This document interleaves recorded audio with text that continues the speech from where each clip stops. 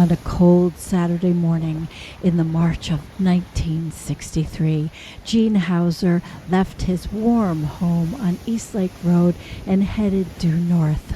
When he reached the shore of Lake Erie, the only thing ahead of him was an icy, barren wasteland as far as the eye could see. His plan was to hike over the ice about 32 miles to the Canadian lighthouse at Long Point, stay the night, and then hike back to Harbor Creek. Little did he envision the many obstacles that lay ahead.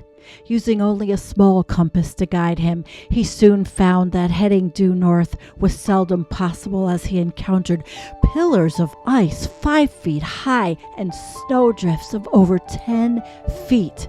He later told a reporter, "I never expected to see what I saw. It was not just a smooth surface."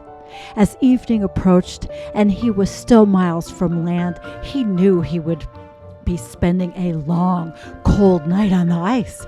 The moon shone brightly for about an hour, but later clouds covered the sky, leaving him in near total darkness. Using a small flashlight allowed him to continue his northward trek. He said, "The flashlight lit up these huge ice chunks with a fluorescent glow into eerie forms and shapes like those on a barren planet.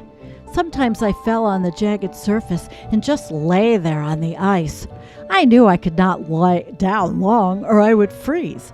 He also said that one of the most vivid recollections of that long night was of the small pinholes in the ice through which the water below was periodically forced under pressure to spout up into the air and freeze.